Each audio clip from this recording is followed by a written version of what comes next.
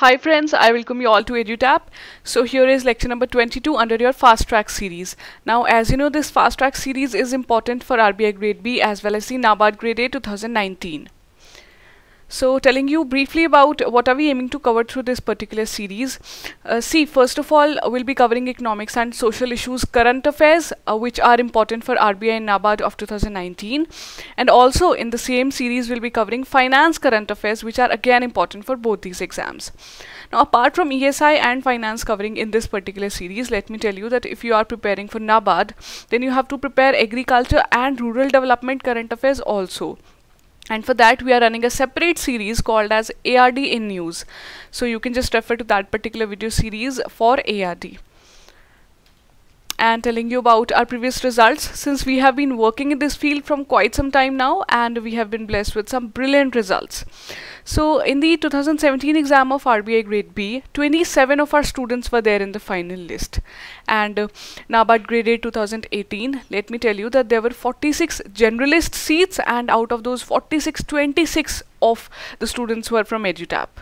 Similarly, in RBI Grade B 2018, the result for phase 2 has been recently announced, and 250 plus selections from EduTap are already there in phase 2. So those many students are going through the interview phase, and again we are expecting a great result here.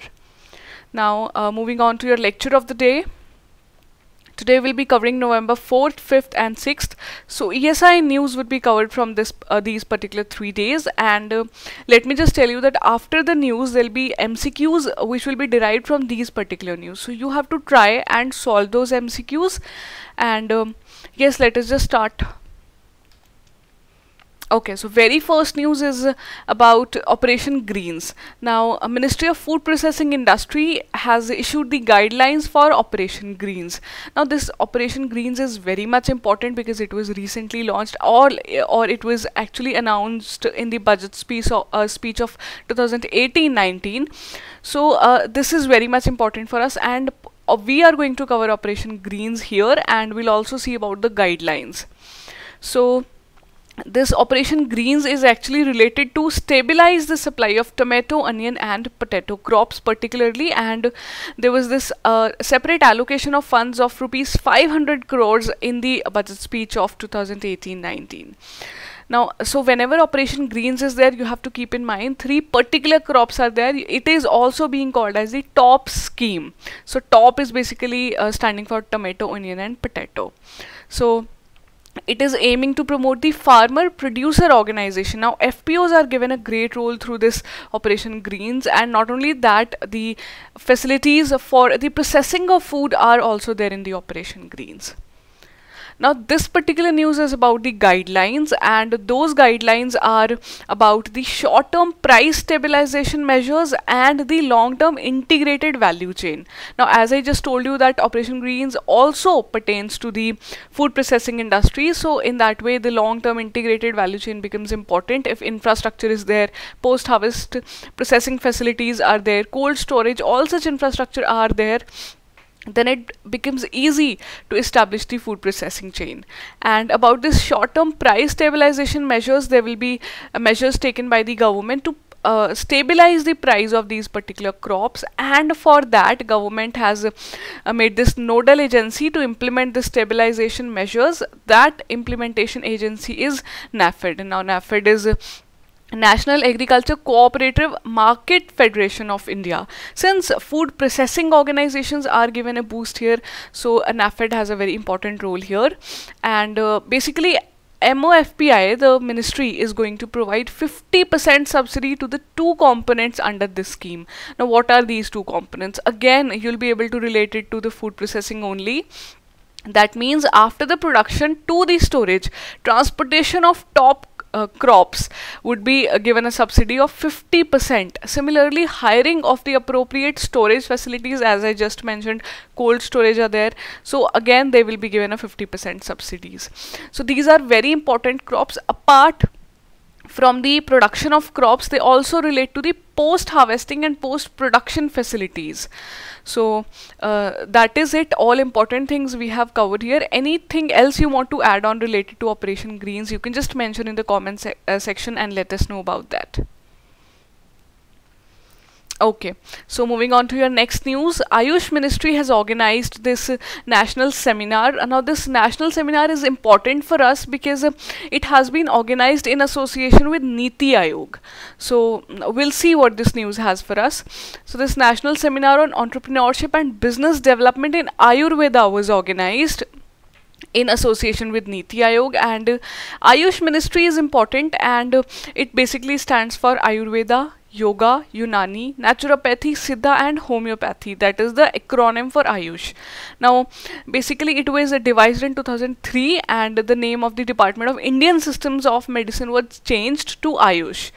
Ayush is playing a very important role in the initiatives like Make in India, Startup India. So like all other industries, even Ayush Ministry is doing its bit so as to take part in all the initiatives which are taken by the government, and most of all it is very much important.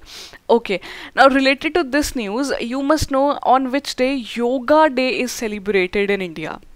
So if you can recall it, you can find it out. Do find it out and mention it below in the comment section. You have to know the Yoga Day. Moving on to the next news, India has been elected as a member of the ITU Council. Now, International Telecommunication Union is a United Nations agency, and since India has been elected as the member of this council, so we are covering it here. Now, let me just tell you before proceeding to the news that ITU itself and ITU Council are actually separate.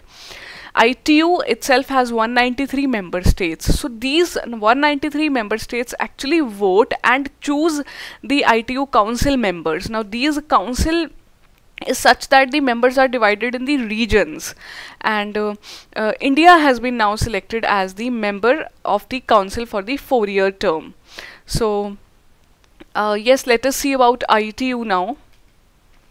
So, as I have told you, it is a United Nations specialized agency for information and communication technologies. Now, ICT itself has very important role, and let me just give you an example. The relevance of ITU you will be able to see then.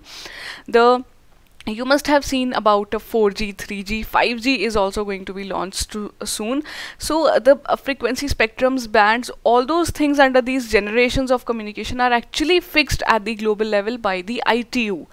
So that is a very important agency, and based on those standards, different countries are operating their different bands.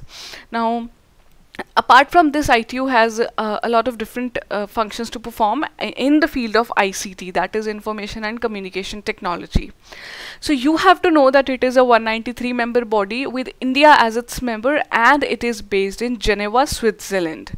So all the international standards are actually frozen by ITU. That means they set up the standard at the international level for the countries to come up. And yes, that would be it from this news. Let us move on to your next news. Okay, now again this is important. See, so we are covering a lot of bodies today through this particular video lecture. Apart from ITU, we are also going to see IORA, that is in okay, we'll see further.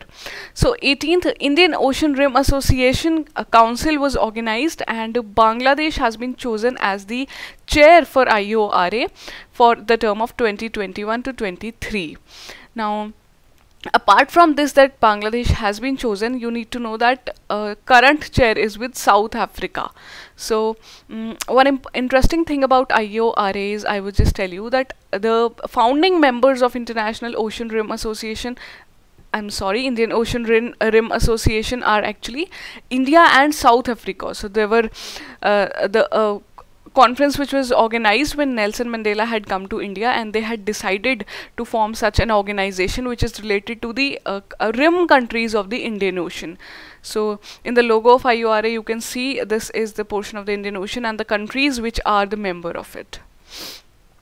So 21 coastal member countries which are bordering the Indian Ocean, and it is the coordinating secretariat of IORA is located at Eben, Mauritius. So this is also important for us, and the apex body, which is actually taking all the decisions and meets annually is the Council of Foreign Ministers. So the foreign ministers of the different countries which are the members of IORA meet at the Council of Foreign Ministers, which is actually the decision making body. So IORA was also in news recently related to Delhi Declaration, if you are able to recall it. There was this IRENA, we have covered that in our previous news, that there was this International Solar Alliance meet organized in India for the very first time, and there IRENA and IORA members came up and they had signed this Delhi Declaration for the pledge to renewable energy. So yes, that would be it. We have covered 4 important news from the past 3 days. Now we'll move on to the MCQ section. So you have to try and solve the MCQs. Do not forget to mention your score below. So your question number 1 is, Operation Greens, as recently announced by the government, is associated with which of the following? A very important question and easy one also. So go through the options. Is it wheat and rice, pulses, prevention of the decline of forest, protection of mangroves, or tomato, onion, potato? And our correct answer is option E. We have just covered this in our news. Okay, now this is also important, and you can get confused in this particular question. Which of the following is not included in the acronym Ayush? So it had to be T here. Is it Ayurveda, Unani, Yoga, Herbal, or Siddha? Which of the given here is not included in Ayush? You have to solve the question. Mention the answer below.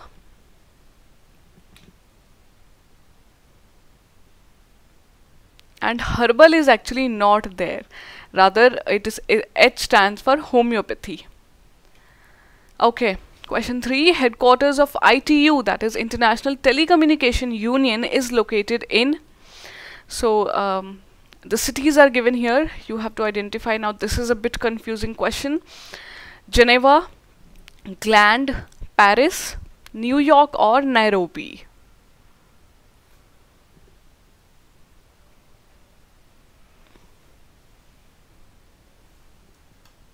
So our answer here is Geneva. So Geneva or Gland are actually both in Switzerland, but Geneva is the headquarters of ITU, and so UNEP is headquartered in Nairobi, that is in Kenya, and UNDP, Development Program of United Nations, is in New York. So United Nations agency is itself headquartered in New York only. So the last question of the day is, the coordinating secretariat of IORA is located in which of the following countries? This is again important, and the options are India, Mauritius, Bangladesh, Singapore, or Indonesia. And our correct answer is option B, that is Mauritius. So Eben is the place where the coordinating secretariat of IORA is located. So here are the correct answers. You can just go through the question and answers, note them down. They'll be you can download the PDF also. So yes, that would be it from today's lecture, guys. You can just go and visit our website www.edutap.co.in in case you want to know about our courses, or you can drop us a mail at hello@edutap.co.in in any case of your query, or you can even drop us a you can even call us or WhatsApp us at 8146207241. So yes, that would be it, guys. I wish you all a very happy learning. Do let us know about your feedback. How do you like this lecture, and what else you would like us to add in this particular lecture? So yes, that would be it. If you like the video, if you find the content useful, then do like, subscribe, and share the video.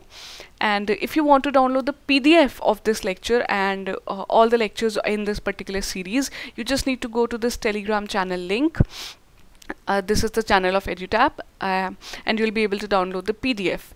So yes, that would be it, guys. I wish you all a very happy learning, and thank you for being here.